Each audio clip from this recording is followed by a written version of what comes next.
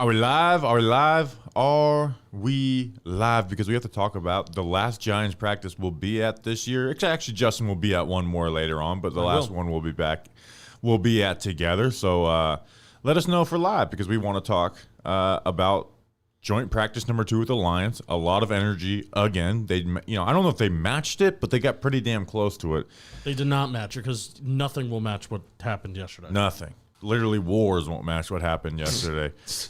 We are live. How's everybody doing today? We're here to recap Giants Lions joint practice number 2, the 11th Giants training camp practice we're at. It was the last one we're at, Justin, and the energy was up. It was, we were talking in the stands before. It's like, okay, this can go one of two ways. This could go Campbell and Dable talking to their teams and being like, if you guys fucking do this again, you're done. Like, there's going to be serious punishment. And there was punishment for some guys, especially on the Lions.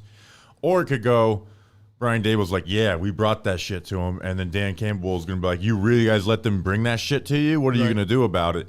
And we got a lot of fights. Malik Nabers and Kirby Joseph and Terran Arnold being the main event and all that. But Justin, how'd you like practice? I'll tell you what, I think the Lions did have overall.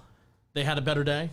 Walking away from this a little bit more concerned about the secondary, but I'll tell you what, I'm walking away from these 2 days as a whole proud of the Giants for going up against a team that, again, I think could make the Super Bowl, could win the NFC, with a really, really good offensive line, with a good defensive line, and a talented all-around roster, and they competed with them for 2 days, and they didn't back down from a team that is known around the NFL, and Dan Campbell's Lions, that is known around the NFL as the modern-day gritty team, right? With all the players on the coaching staff, and we've been there, done that, we do things our way. The Lions have done that the last couple years, and the Giants did not back down to them, or bow down to them, over the last 2 days, and that is what makes me most excited about the joint practice this week. Well, honestly, Justin, and here's the thing. Who do you think performed the best on both sides of the ball for the Giants in these two practices with the Lions? I would say Malik Nabers and Brian Burns. Their two marquee additions of the offseason are difference makers. Like, they were the guys that made the biggest differences on each side of the ball in these joint practices with the Lions on both days, right? Like, you see some of the beat reporters, like Jordan's tweet. Now this includes 7-on-7, which I don't like including 7-on-7 stats, but he said, by my count, Malik Nabers was targeted 18 times in live drills during the 2 days of joint practices against the Lions. He caught 17 of those passes from Daniel Jones. Now, 4 of them were, in 11-on-11 today, including a touchdown over Terran Arnold, which was just a beautiful release, ability to get open, and then came back to the, turned and got the ball. So Malik Nabers was, we're going to talk about this a little bit on the podcast, too, that's coming out tomorrow with Dan Duggan. But, something we've said on these streams a lot is like, yeah, Malik Nabers looks great, but we're kind of waiting for the day where he really pops. And that happened in these joint practices. When they competed against another team, and it was about kind of, not just practice, but winning against the other side of the field, that's when the best of Malik Nabers came out in these days. And Daniel Jones really, got him the ball. Yeah, and this stream is presented by Captain Morgan. It is presented by Captain Morgan. And Malik Nabers brought you today's practice, too. Where, Bobby, I was thinking about this as I was walking out of my car into this warehouse. Being like, you know what? I still haven't gotten to the point of like, man, I've sat back this camp and just, like, marveled at Malik Nabers. I haven't gotten to that point. But it's just because we expected this. We're just waiting for the games. The games is when it's going to really be fun. It's not even that fun in training camp because it's so expected. That's when I feel like you're going to see, and that's when I feel like we're going to sit back and marvel at just like, wow, look at that catch. Like, Daniel Jones has never been able to throw some of these footballs that he's throwing in training camp because maybe you don't have the receivers that could go up and contort their bodies and show late hands, and even when they're covered, they're open and shit like that, and especially stuff in the red zone that we've seen Malik Nabers make those plays. But I even think like they could extend that outside of the red zone too and work the sideline more and more back shoulders. But some of the stuff that we've seen from Nabers and seeing it against somebody that's with not an NY on their helmet too, has us feeling really, really good, man. Yeah, he was so excited awesome to watch him play. Excited to watch him play. Yeah, he had those 3 passes, in like the 10 to 15 yard range today, and then has that that big play over Terran Arnold. And now with the fight, was like the one pass to him that wasn't completed, which is very funny because at that point you're like, oh, as soon as DJ threw it, you're like, this is going to be a completion because the way Malik Nabers has been playing. And it was a good ball by DJ, but just good. It was good coverage by Arnold for the first time, really, on Nabers. Actually, not the first time. Nabers made some crazy catches, including yesterday. And then, so when I saw the third angle of the fight, I was a little disappointed because Kirby Joseph, who got punched a lot today and was still, they were making him run when we left the field, and we didn't leave the field for like 20 minutes. I guess he like says something, good play to Arnold because he had good coverage, and as he's running by, Kirby Joseph like talks some type of shit, and so Nabers kind of just mushes him in the face and runs by, and then Kirby Joseph came and hit him with a 3-piece, and then Nabers started fighting back. And you know who really got after it was Devin Singletary. Devin Singletary, 5'7", was getting low, like actually boxing. Like I think Singletary might be able to box in the whatever weight division. Him and Le'Veon Bell. But that was like the biggest fight of the day. But it just turned into Kirby Joseph and everything. Like everybody was just punching Kirby Joseph. Whether it was Kayvon at the end of practice when they just decided to end it. I think there was something with the offensive lineman. Where they were talking a little shit, and finally the offensive lineman kind of, pushed them and got pushed, got taken off the field. But they definitely brought the fight again today. Yeah, they made Terron Arnold run a little bit after practice too, but they made that might have been for getting his ass whipped. They made Kirby Joseph run. People were calling him a bitch. It was kind of funny. There were some people going crazy in the stands. I don't know who they were going crazy. Don't know who. What do you? So this is a hill I will always. This is a battle I'll always fight. Hill you're gonna die on. Because every year when these fights happen, people are like, "Man, you could break your hand. It's so stupid to punch helmets." There's a couple elements to that. One, helmets aren't walls. When you punch them, they move. If I were to punch this table right now as hard as I can, it would hurt my hand. Yeah, when you punch a helmet, all it does is kind of like maybe bloody up your knuckles a little bit. Like every year we have hundreds of camp fights. When has the story of a guy breaking his hand ever came out?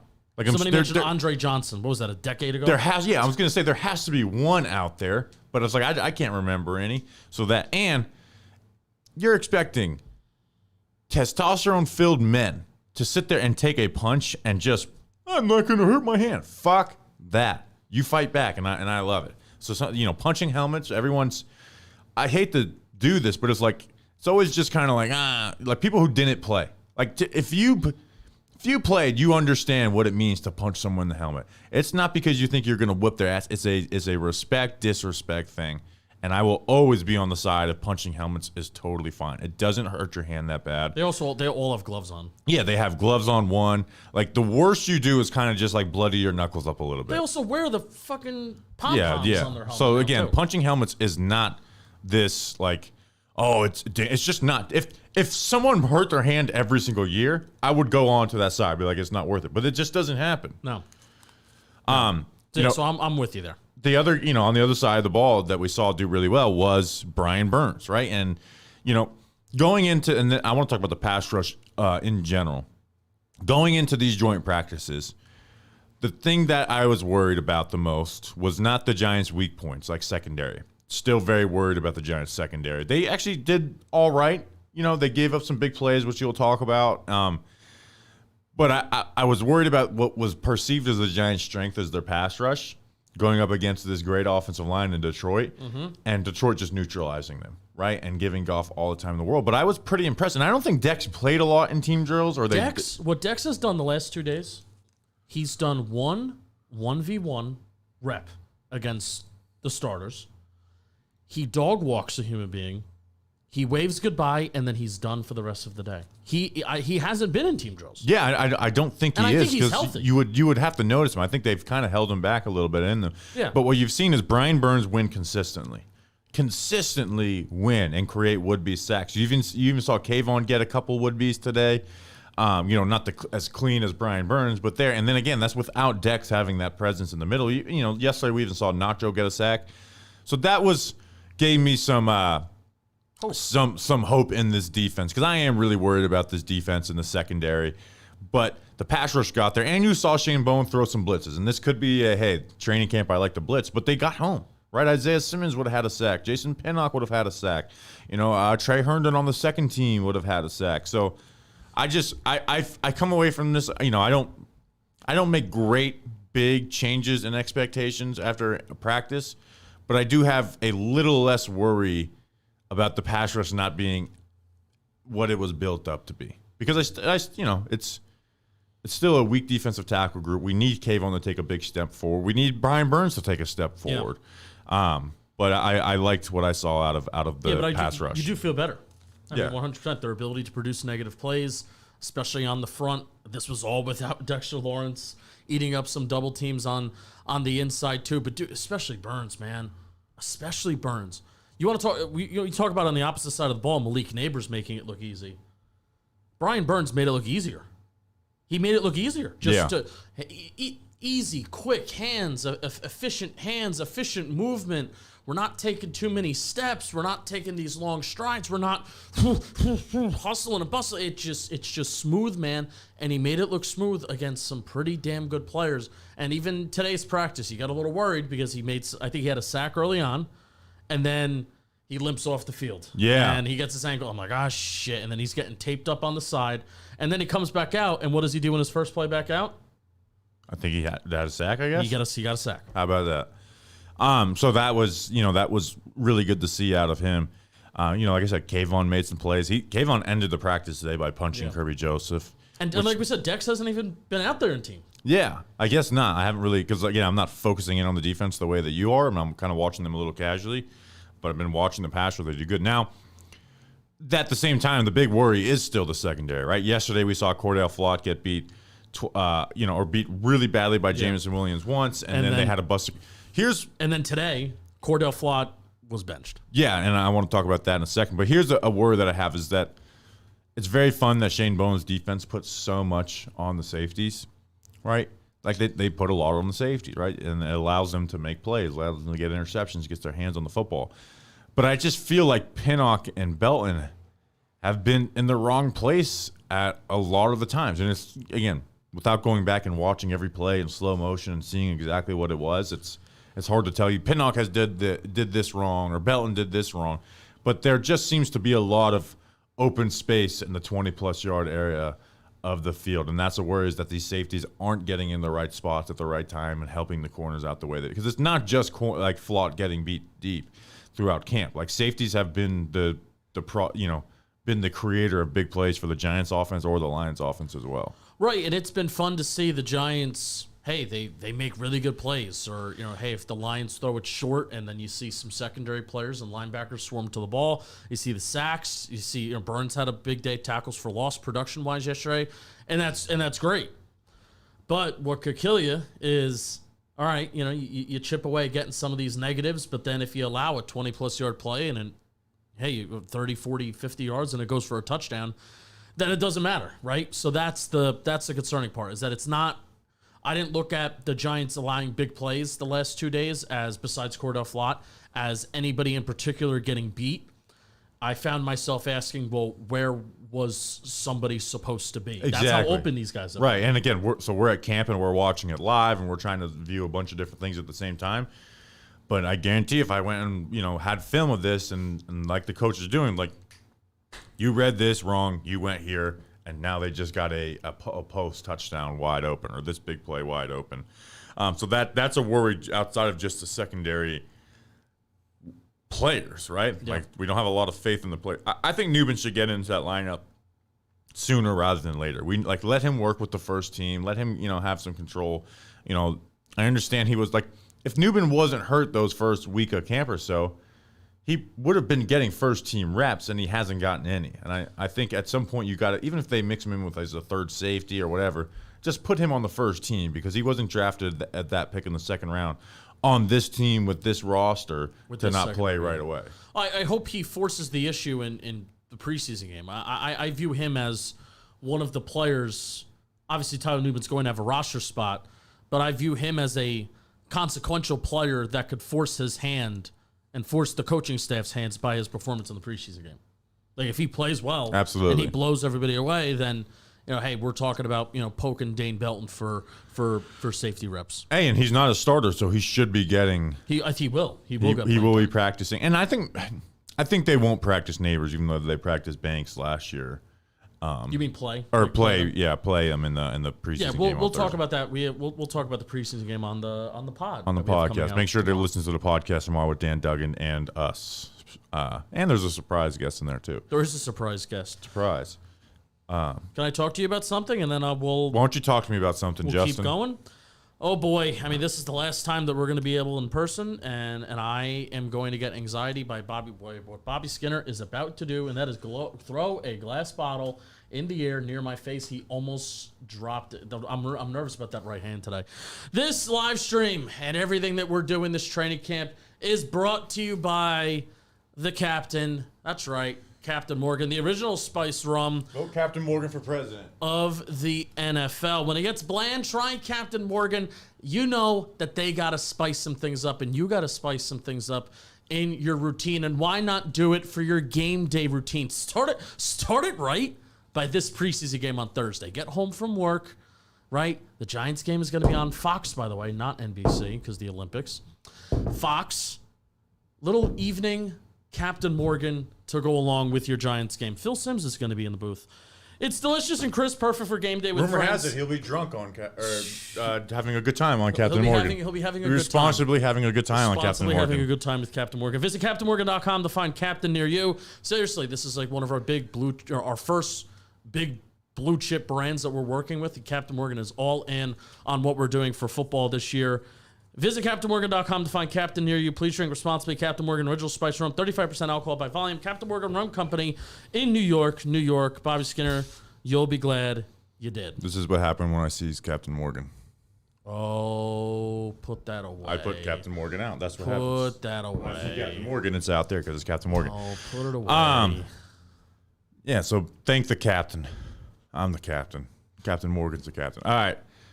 Other notes that we had from today, like you mentioned, Nick McLeod, this may be happening, right? He had a nice, might have been a little, they didn't call it, but he was a tad early on a pass breakup on Jameson Williams. No, he wasn't.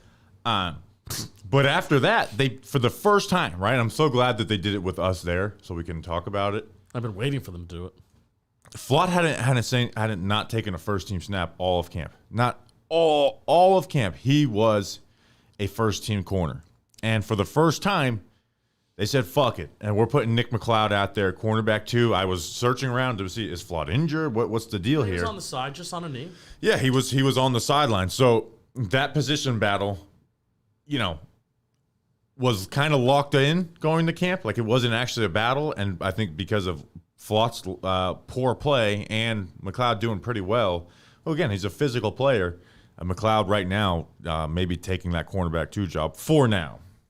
Yeah, for now is the key. I wouldn't mind if that was what we went into the year with, but also I would feel a lot more better about the quote unquote depth of the secondary if Nick McLeod isn't being relied on as a starting player, and then he can go in the slot, he can go on the outside, he can be this money backer next to Bobby Okereke on third downs. So I think if the Giants pick up another corner after 53-man cutdown day and they feel confident on him starting on the outside, I feel better about the versatility of having Nick McLeod there versus him just being a starter and then pigeonholed at CB2.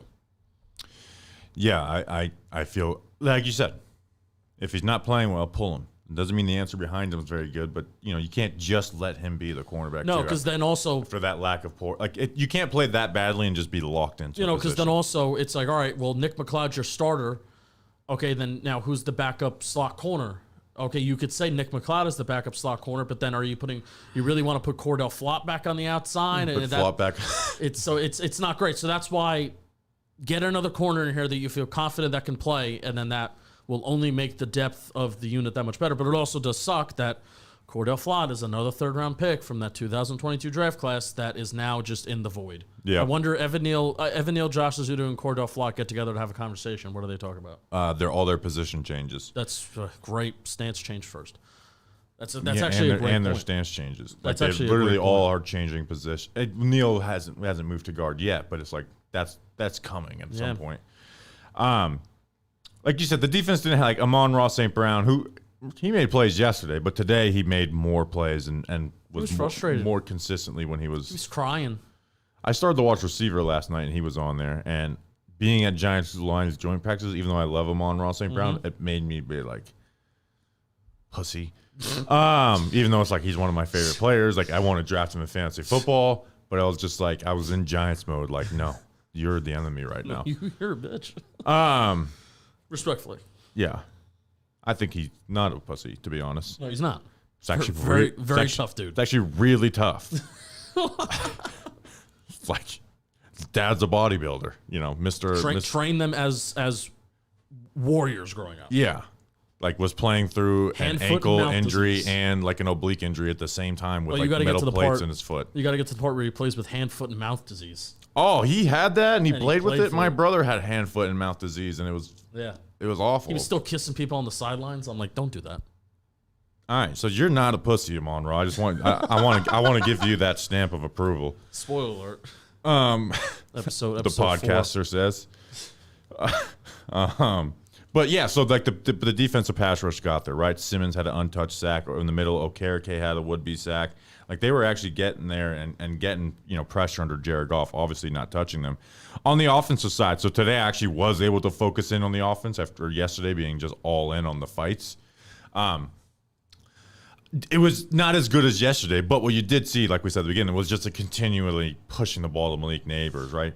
Like I have 1, 2, 3, 4, 5, 6, 7 completions for DJ today, and 4 of them were to Malik Nabers, and 2 to Wandale. He didn't look as good today. The O-line didn't look as good today either. But also he was holding on to the ball. Like, again, it's so hard to focus on their use of space at these joint practices is awful. Because they have an entire field that there's not a single fan at, and they just don't use. That's actually close to the action, but they don't use it. But they didn't look as good today unless they were throwing the ball to Malik Nabers. But what you did see is you saw, they ran a little speed out to Wandale Robinson, and when they got into like that team red zone drill, and Theo Johnson laid a fucking I might have that clip on my phone and laid a fucking block. On some type of DB and put him on his ass, and he was getting into a fight with Aiden Hutchinson. So it was good to see Theo Johnson get a nice block in space because that's not his trait. Other offensive notes. Now, this, we just got a comment, none to Hyatt. That was something that we said that we were on the lookout for heading into these 2 days of what is Jalen Hyatt's involvement going to be in the quick and the intermediate game, and obviously in his involvement overall in the offense, especially as we're talking about his dynamic in the camp battle with him and Darius Slayton. Besides the Hyatt deep catch that he had on 7-on-7, Which is 7-on-7, which is not that real. I don't know if Hyatt had 1 or 2 more catches, but maybe even not, Bobby. I don't think so. No, I didn't. I'm actually going to have to get the stats from yesterday from a reporter. I think he may have had a catch yesterday in team drill, but Slayton looked a lot better. And again, like I'm still. I know we've talked about it so much, so it can sound a little boring, but I'm still super interested in the Slayton Hyatt dynamic. Like the first depth chart came out yesterday, and they didn't list either one as a backup. They were both like it was wide receiver Malik Nabers, slot Wandale Robinson. Other wide receiver was Jalen Hyatt / Darius Slayton. So it's the most non-committal, because it's just the first time in a long time where it's like we might have to put a player you're invested in, can help this team, and just like you're not going to get that many snaps. Right. You're not going to be close to a full-time. You're not going to be a full-time starter for us. And it's not like a Isaiah Hodgins type like last year where it's like, yeah, he's good for what he is, but he's really limited as what he is. Like Slayton's not limited in what he does. So that was interesting. Ooh, Skinner. Pat Leonard said he would do the Talking Giants bus interview if he's invited. Make it happen. I don't know if I really want to interview Pat. Like I actually appreciate when he gets like good information when other guys don't, but I just don't want to talk to him. No offense. All right. I don't think he wants. I guess maybe. I don't know. Anyways, Newbin had a pass breakup on a play that would have been a Trey Herndon sack from the nickel corner spot when the nickel blitz that Shane Bowen loves to run. Let's see. So Nabers' other catches besides a touchdown was a curl, a slant, and then a crosser route.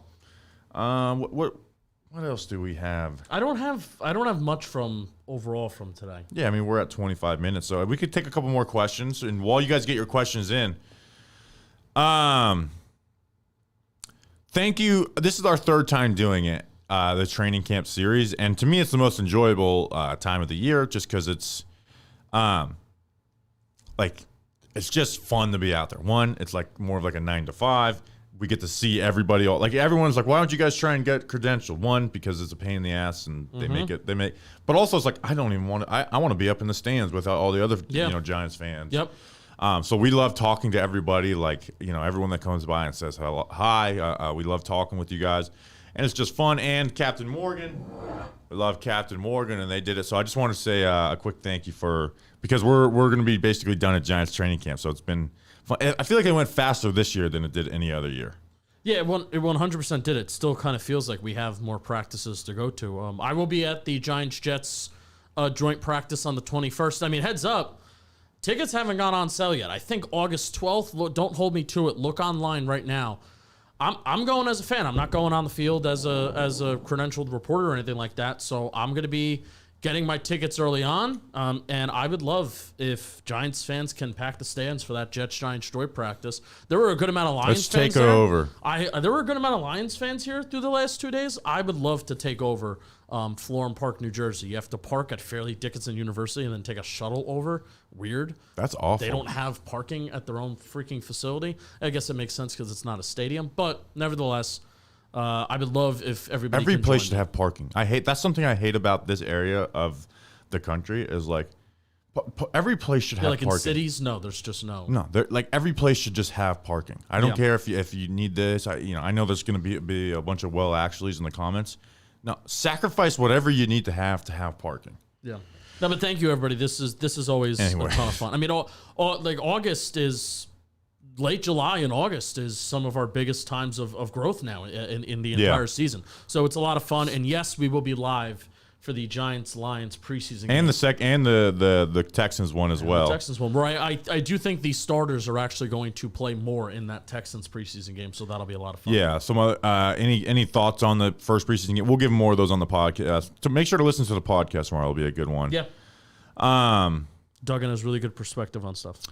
Yeah. So let's see. Any Lions takeaways? That's a good one. Because apparently Lions reporters aren't doing anything. I'm shocked. Can I say that Goff doesn't look as crisp as he did? It's just the ball hasn't came out of the way his hand the same way it did last year. But he's looked all right. He gets the ball in the right spot. Basically 19 times out of 20. So, but he's looking. It's just you don't feel a zip coming out of his ball like it did last year. Amon-Ra's a beast. Jameson Williams, I'm so up and down on because yesterday he had those big plays, and you're like, okay, and then today he didn't really do much of anything. But Amon-Ra's a beast. I thought the defensive line did a lot better today, getting some pressure up the middle versus the Giants defensive line.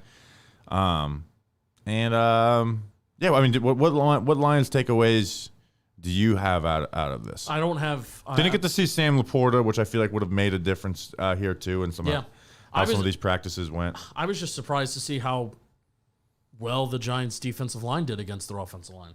Yeah, even some of the backups. Now, and that could be natural. Like the Lions were the up and coming team, and they may not be so fucking into training camp the same way they were last year. Maybe not. But you would think that Dan Campbell would have him in that spot. So I think the Lions are going to be good. I still think the Lions are going to be pretty damn good. There was one more thing I wanted to talk about. Oh, what are thoughts on the Do we have any fun? There's been fun things that have happened to me at camp that I didn't get a chance to talk about.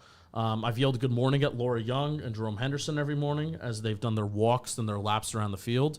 Laura Young, when I said good morning, Laura, this morning, and I was by the fence, she actually came up and shook my hand and thanked me. And then I asked her, is there going to be any fights today? She said no. I said, how many fights? And she said 0. And I said, I disagree. And then she said, it's Jerome Henderson's fault if there is. So it's Jerome Henderson's fault. Jerome Henderson's fault. And then also after yelling his name every single day of training camp for the last 3 years, it kind of started out as a joke. And then he's just made the roster the last 3 years. I finally got to shake Ryder Anderson's hand. That was a big moment. Sunday. People forget that we did a Ryder Anderson draft profile on the episode we interviewed Andrew Thomas in the van. We did it in 2022. some like weird hotel that you stayed at when your house burnt down. Yep. The power went out in the place while we were there, so there was no AC. We were sitting there, no AC. Just a Ryder Anderson's always going to be a big part of and this we show. correctly nailed it. That he's going to have to move inside. Where you said that, you know what, he's an edge rusher at Indiana, but he can move inside of the NFL, and that is what he's made his home at the last 3 years in the NFL, and that was on the back end. We could have just said, F it. We're not talking about this guy. This guy's never made the that's team. how you know we watched this guy. We said guy needs to make a fucking position change. On the same episode that we interviewed Andrew Thomas, the best player on the Giants. Who was the safety we watched that day? Do you remember? No, I don't remember. Maryland safety Jordan Mosley, who was another minicamp signing, but he actually got cut like a couple of weeks later, so it didn't really count. All right, that's a stream. We'll be back to podcast tomorrow, player profiles for the next 3 weeks, live streams of preseason games. Check out Jam Football. We'll be going to some other camps in the next week or so. Appreciate you guys very much. We'll see you on the next one. Until then, let's go. I'm not going to look. I'm going to close my eyes. Big Blue.